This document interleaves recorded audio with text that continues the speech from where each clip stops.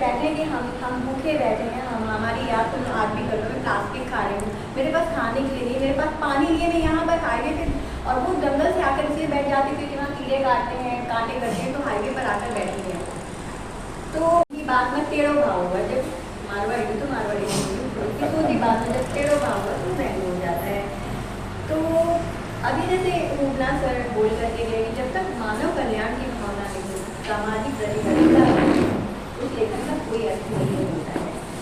और आज तो जो परिस्थितियाँ हैं, पल में तोला पल में माशा हो जाती है, वो पलट रहा है। और उन्होंने पूछा कमला प्रसाद जी ने कि क्या देख रहे हो, तो बोले कि बरसाई की वो आता है ना इसमें कुछ लिखते हैं वो सुन रहा हूँ। बोले तुमको ये करंट ले आए, ब्रिक्स लेके आए तो करंट में लिखते हो, लिटरेरी उठते हैं तो पटकता तेरे के पैसे बर्बाद हैं।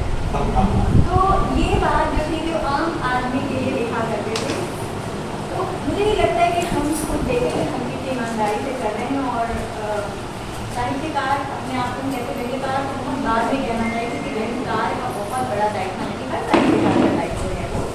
और हम ये ना गले में ढोल लटका के घूमते रहते हैं कि हम साहित्यकार हैं, हम व्यंग्यकार हैं, और नहीं कोई माने तो हम अपने आप उसका परिचय देते मैं भी करती हूँ। तो मैं साहित्य की भूमिका बहुत अहम हो जाती है, और अगर माध्यम उसका व्यंग्य है तो ज़्यादा प्रभावी हो जाता है। और मुझे लगता है कि यहाँ आप सब बैठे हैं और बाकी जी आप भी ये बात है कि जो व्यंग्य होता है विसंगत परिस्थितियों पर जब कटाक्ष करता है तो सुधार की गुंजाइश शायद बाकी साहित्य के कंपेयर में ज़्यादा बढ़ जाती है। मैं एक बात का भी यहाँ जिक्र करना चाहती हूँ। मैं मध्य प्रदेश जाकर आई हूँ, और पूरा जो नेशनल हाईवे है वहाँ दोनों तरफ गाय वंश, गौ माता का वंश बैठा रहता, गाय बैल, क्योंकि जो गांव वाले उनके पास खिलाने पिलाने के लिए नहीं रह गया रहता, तो उनको छोड़ देते हैं, छुट्टा छोड़ देते हैं, और वो बेचारे बिल्कुल बैठे आराम से, कोई डर नहीं उनको। आओ ट्रक आ रहे, कार आ रही, स्कूटर आ रही, जीप आ रही, हम तो बैठेंगे, हम ऐसे बैठेंगे, हम दोनों तरफ बैठेंगे, तुम ऐसे ऐसे निकल जाओ। और मुझे लगा कि मरती नहीं, लेकिन मैंने मरे हुए भी देखा, मैंने उनको मरे हुए भी देखा। तब मुझे लगा कि गौ माता धरना देके बैठी है कि भैया चुनाव में खाली हमारी याद आती है क्या? चुनाव की हमारी याद आती है, हमें वहाँ मरने बैठ। और लिटरली मैं देख कर आई हूँ, मैंने वीडियोज बनाए और इस पर मैं कुछ ना कुछ मुहिम चलाना चाह रही थी। तो इनका ही दरअसल ये सुझाव था कि व्यंग्य पर हम बातचीत करें। और जब इन पर बात होती है तो मैं एक बड़ी बात के लिए बहुत कोफ्त होती है कि वैसे तो ये सबके भीतर है व्यंग्य, अभी दूसरे जी बोलेंगे, शालिक जी बोलेंगे, सबके भीतर व्यंग्य है। तो व्यंग्यकार नहीं, लेकिन हम बातचीत में हमारे व्यंग्य होता है, लेकिन हम जो जैसे कहना चाहिए कि जो स्थापित व्यंग्यकार है या व्यंग्यकार के नाम पर जिन्हें जाना जाता है, मुंबई बड़ा गरीब है।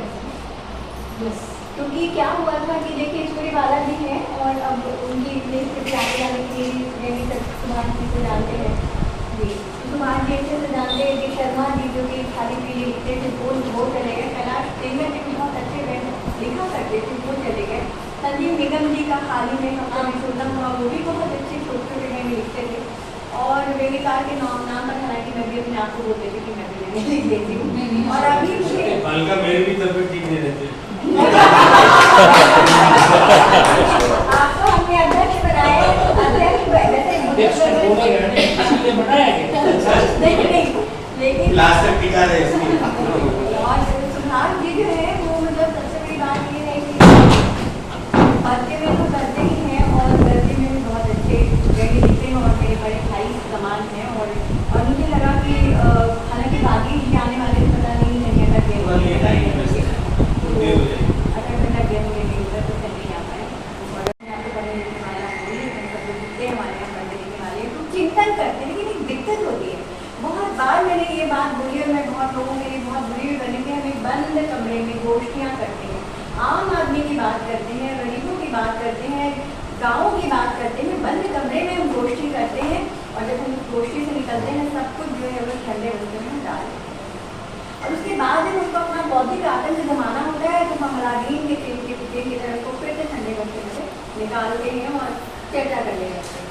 लेकिन ऐसे नहीं होगा, क्योंकि जब तक हम व्यवहारिक तौर पर कुछ नहीं करेंगे काम नहीं बनने वाले हैं। लेकिन और या फिर हम जो लिख रहे हैं वो हम पहुँचे, लोगों तक पहुँचे। और साई की जो बात है खास तौर पर मतलब मेरा सौभाग्य रहा है मुझे उनसे मिलने का मौका मिला था। और साई जी ने एक बात ये कही थी कि बहुत मैं यहाँ पर इसलिए मैं बात कहना चाहती हूँ, मैं जब जबलपुर स्टेशन पे पहली बार थी, मैं परसाई के बारे में बहुत ज़्यादा नहीं जानती थी क्योंकि साइंस स्टूडेंट थी, लेकिन मुझे मेरे कॉलेज का प्रतिनिधित्व करना था युवा क्रांति के ऊपर। किसी ने बताया कि परसाई के पास नहीं जाओ, तो जब मैं पहुँची तो जब रिक्शे वाले को मैंने कहा काका राइट टाउन चलना है, मैंने उनको पूरा पता नहीं बताया, तो बोले अच्छा ठीक है। जब वहाँ पहुँचे तो बोले तो भैया ऐसे कहना था ना कि तुमको परसाई के घर आ जाए, तो मैंने कहा आप जानते हैं उनको, बहुत छोटी उम्र थी मेरी उस समय, मतलब ये समझ भी नहीं थी मुझे। तो बोले हाँ, फिर उन्होंने 20 रुपये था, तो 20 रुपये के लिए 15 रुपये लिए उन्होंने, तो परसाई के लिए। और पान वाला जानता है, रिक्शे वाला जानता है, हर कोई जानता है। मैं सोचती थी कहते हैं तो जानते हैं लोग पढ़ते हैं, लेकिन वो लिखते थे उनके लिए लिखते थे। इसी की एक बात और है कि एक बार एक बस कंडक्टर था और कमला प्रसाद जी जो कि आंखें देखे हुए जो लिखा है, तो वो एक लेकर आया ब्रेक, और वो मार खा लेते हैं और उसके बाद कहते हैं कि मेरा लिखना सार्थक हो गया। क्या हम लोग मार खा सकते? नहीं मार खाएंगे, क्योंकि हमें है ही नहीं। हमको तो लगेगा अरे साहित्य अकेडमी में हमें अवार्ड लेना, ठीक है, कभी कभी वाकई मिलते भी हैं, लेकिन हमको लगता है कि हमको एक पद पर जाकर के वो करना है। हम अगर ऐसा लिख देंगे तो हमारे माई बाप भी हमसे नाराज हो जाएंगे। तो ये वर्तमान परिदृश्य है कि आज का जो गीतकार है वो माई बाप को खुश करने के लिए बहुत सारा, मैं पूरा नहीं कह रही, लेकिन बहुत बड़ा प्रतिशत माई बाप को खुश करने के लिए लिख रहा है। तो भूमिका कहाँ हम वाकई में ईमानदारी से कर रहे हैं। और मैं इसलिए ज़्यादा, क्योंकि बस मुझे भूमिका मॉडरेटर हूँ, मैं खाली भूमिका के बाद में मैं कम बोलूँगी, आप लोग भी बोलेंगे। तो चिंतन करें और देखिए, मुझे लगता है कि वर्तमान परिदृश्य जो है अंतरिक्ष से उतरा हुआ एलियन नहीं है। वर्तमान परिदृश्य समय तो हमारे साथ चलता है और समय ही जो बदलता है, और समय के साथ बदलती हुई परिस्थितियाँ, चाहे वो आर्थिक, राजनीतिक, सांस्कृतिक और उसके बाद साहित्यिक, क्योंकि परसाई जी ने साहित्यिक की संगतियों पर भी बहुत लिखा है। और तमाम सुभाष जी आप तो जानते हैं, पवन जी आप भी जानते हैं, क्षणवादी की कविता होती है कि क्षण में जीते हुए मैं मरना चाहता हूँ, और बहुत सी जो मैं यहाँ इस मंच से नहीं बोल सकती, इस तरह की कविता पढ़ी थी जिसका तो